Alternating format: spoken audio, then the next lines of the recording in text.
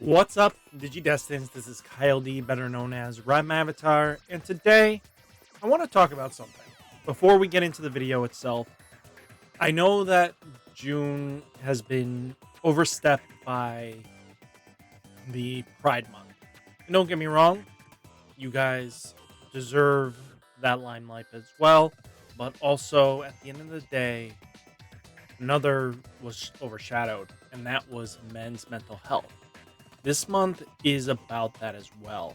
I think we should be celebrating both. Both need recognition. And don't get me wrong, I know that it seems unjust by the community of the LGBTQs. Plus, I mean, all in all, you guys have had your issues too. But even as a male myself, I want to say that I have been through a lot of mental health issues myself. As growing up as a kid, I was a lot of the times told I wasn't good enough in any capacity. I was verbally abused by my family in multiple ways, and it still happens from time to time. But from that, I have grown to be a good person by my own core beliefs. Inside Out 2 kind of gave me that perspective as well, because it was great watching that this weekend. It hit home in a lot of areas for myself, so I do recommend you guys go see Inside Out 2. It definitely helps out. But I want to say that I'm going to donate a little bit of my funds this month to a men's mental health organization of some sort. So a little bit of my earnings this June. So any of the videos you guys watch, adds up that ad revenue. I'm going to take a little bit of a portion that I don't need past a certain point, and I'm going to donate that to men's mental health, because I think guys get overstepped and we kind of have to convince ourselves that we are who we are and our emotions and pains and sufferings don't matter. And it does. Like, at the end of the day, you're human. Like any female, their emotions matter. Yours emotions matters. Your personality, your sense of self matters. And that's huge. We lose so many people because they don't feel good enough. And it's tough. I feel like this month gets overshadowed because of the LGBTQ month. But I think we should bring it so that both get representative now. I think we should not overshadow Men's Mental Health Month as well, because we all deserve something that it should never be overstepped. And you should never feel alone. So guys, if you ever feel like you don't feel like there's no one to talk to, my DMs in Discord are always open. I will take some time. If you directly message me saying something is bothering you, I'm going to listen. I'm going to read. I'll conversate with you. And that is important because you shouldn't feel alone. Reach out to your friends and tell them you're not holding up okay. You should check in with your guy friends that are just, been putting in those hours and hardship and everything like that. Because sometimes they might present they are good and they won't show the weakness, but you should tell them it's okay. You can tell me if something is really wrong. Speak to me, let me know. Because sometimes that's all it needs to do. So guys, hopefully with the videos, if you guys watch extra, just to help add up that revenue so I can donate a decent portion, I would appreciate that. Any donations I get this month, anything on Twitch or, just subs or memberships, anything like that is going to get added into the pot. I've already reached my baseline that I need for the month, so I don't mind taking the rest and giving it to men's mental health. So, if you guys want to help support, this is kind of the way to do so. Guys, hopefully, let's get into this video now. So let's take a snapshot at BT-16 meta on the English side. So we know what Japanese players meta kind of looked like. It was more heavy on the green side, and I'm going to blame that to just a lot of green only events going on. And that kind of changed everything up because now we're in Numemon, Yellow Vaccine, Mirage territory. Numemon, after this past weekend, took 9 event slots in the top, and it's showing. And that could just be a leading because of these two right here. And this guy right here is definitely, in my opinion, a gatekeeper. At the end of the day, I'm going to have to say things are going to have to start changing up. And I hopefully we'll see some fragments and we start seeing some differences in the meta because right now, 9 Numemon tops is not looking good. You know, Nume had like 3s, like 8s and 9s for 2 major events is really scary. It's not looking good. But then you get like the top 16 in other regional areas, and then boom, they're kind of playing whatever they kind of want. And I'm noticing that too. English side, when it comes to North America, straight heavy, they go for the jugular, and it's Numemon. But like Limitless and Tack, they're both outside of our normal region. They're Europe side and like Australia. They are kind of mixed and just playing whatever they want. They're not heavily focusing on Numemon, but taking into account 22 top decks, then followed by Yellow Vaccine at 10 and Mirage at 9. And Imperial Dramon is starting to catch up into that. But look at all these differences though. Magna X is the blue armors. And taking that into account, let's take a look here. Thank you, Eggman Events. Definitely look him up. This is where the results come in and get some data with. It's quite useful to get this information. But, yep, you guys did a great job on your in-person regional at Verona. So, good job. But taking a look right here, we have the Numemon deck. None of the Numemons played purple base in the top for their 9 decks. But there was a lot of playing Edamon because that Edamon forces Magna X to swing in so they can go into Valkyrie Ace. So hopefully if they have this Numemon underneath the Edamon, boom, they get to do some crazy shenanigans there. Especially if you can minus his DP with Mumsimon X and Edamon on board, you kind of just really shut down their day. But this card is starting to show up more and more in lists because Digimon Emperor helps slow down the Ukumon decks. And to be honest with you, I don't think that's enough to slow down the combo twins here, the Ukumon promo and the BT-16 Uku. I think they're really good cards at the end of the day, and they just add such a speed and power that I don't think a lot of players were ready for. But we are seeing a lot of Ruin Mode and Death X starting to come into limelight as well. There's nothing wrong with that. I think Matt Ishida in the list really does help out. So taking that into account, then we have the Imperial Dramon list here. Looking at Imperial Dramon, you definitely see the draw value here, and nothing's wrong with draw. I think that's really solid. You kind of need to focus on it. Hey, look, actually, if we can go piece by piece here, I definitely didn't play more than this. I played only 3, I think, of this VMon, and then I had the other Wormmon to help out. But taking a look, yeah, I think this is really important at 3. I really agree on that. I think Imperial Dramon Ace at 3 with 1 fighter mode is really good. Mega Death, really good. Hammer Spark, I even tested out that extending the turn or being able to choke your opponent out a little bit does help out, and it's really good. Then you have Davis and Ken, and then Davis. Davis and Ken just puts in so much work because the free searching is just ridiculous. Hidden Potential Discovered is actually really nutty for the deck because then you get to climb into your other pieces just without even breaking a sweat.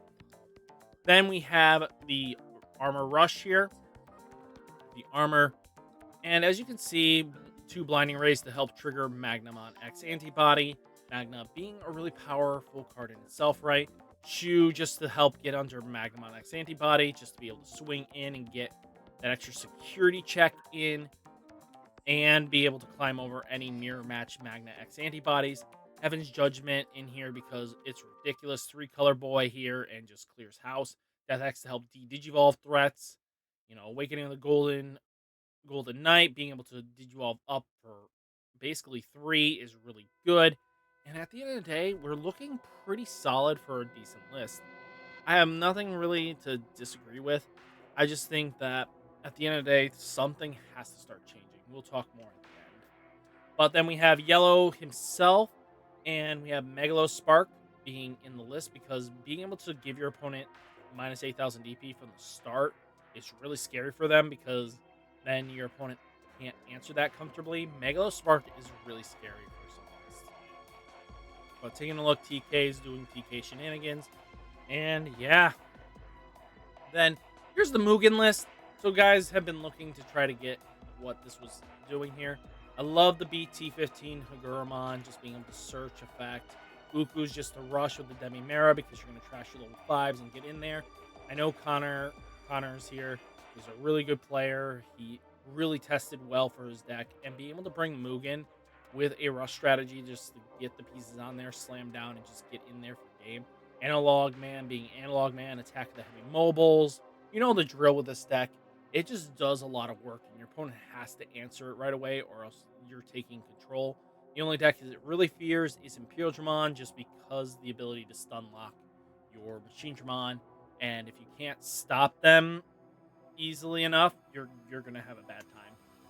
Then we did get Mirage. Mirage is pretty decent. You know what Mirage does by now. It just OTKs and doesn't give a flying rat's. But about anything, jamming, the unblockable here, cannot be target, cannot be switched. So it basically prevents them from switching the target in any generalization. So we're just going to OTK like nobody's business. So just remember that the Makago is going to be their kind of go-to to prevent you from blocking, especially your big boys. And just being able to jam in swing is just really nasty. And then here's where I was talking about, like, they're playing Digimon Emperors in lists, like even this yellow vaccine version.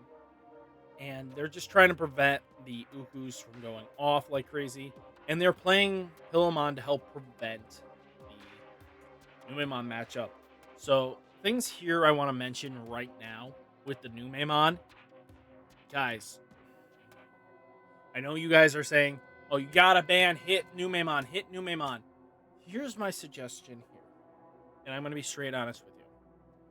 I think that Numemon will always be nuts, even if you hit the Mumsemon X and you hit Numemon X.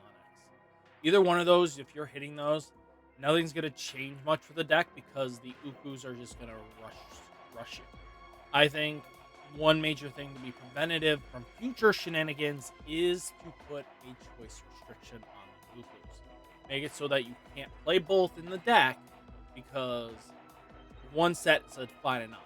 You should not be able to play more than 4 Ukus of the promo or 4 Ukus of the Searcher. If you want to play one in the deck, you can't play the other. I think that would solve and fix so much issues with any of the future, because Ukus will just break the game forever. It just goes too fast, too quick, and it's just not fair. Then you have Yellow Vaccine itself. So if you hit Uku Numemon and the deck falls off, guess what happens? Yellow Vaccine and Magna X Blue version just gets to astronomical strengths. And then Imperial Dramon goes following suit. So if we hit this now before BT-17, you would have to hit the yellow. You would have to do a choice restriction on Yellow Vaccine. I don't want to see the loss of Angels because Pata gets hit. I don't think that's the proper way of handling it. I think you need to make it so that Patamon and Magna X cannot be in the same deck. I think that'll allow just switching it down to just blue armor and having it be that deck. Magna X is more manageable in that color scheme in just its Demon variant than in the Yellow Vaccine. I feel like Yellow Vaccine brings it just a tad bit stronger, but it definitely switches and flops once they get the promo Flame Dramon, and that thing helped the deck massively. So, keeping that in mind, we have to take that into account. And then you have Imperial Dramon itself that is doing work as well. So if you take Imperial Dramon and its future support, you might have to hit Davison as well. I feel like if this continues up till BT-18 and JP does not see any improvements we're going to see a hit that's just going to really be extreme. Because you're not going to get players off Nume. You're not going to get players off Yellow Vaccine Magna. I mean, we get Digimon next set, and that might not be enough to get people off the Magna Vaccine version. I know Magna X Antibody Blue version will get the better shift over, but you're going to have to hit something, and I think because even just the ability to slam down 3 bodies was incorrect in my opinion. You should never have that be an effect in the long-term values. It's just too good. I think being able to play Imperial with 12 searchers is a little much in my opinion. There should never have been a free, hey, look, I'm going to check the top 3 to 4 cards. I'm going to grab the pieces I need kind of situation, because Imperial Dramon does have Beamon and Wormmon putting in that overtime work, and then it has draw value for days. So keeping this in mind, guys, I think those are some of the ways we can fix the format. I don't think just banning cards is the way to go. I think choice restriction would be better, because then the cards don't go down and then you don't lose out on, Yellow Vaccine. You want Patamon to be accessible to the Angel deck and future Yellow decks. If you hit that, you just kill the deck. You kill basically any Yellow deck in the future, because Patamon is basically the heart and soul of that. And I get that some players are very much like, oh, you shouldn't, if that's the way your deck needs to exist, then you shouldn't have it. I get that, but I also think Mirage might get hit, because Mirage being this top dog this long and still doing something while Shine Greymon is just crying in a corner.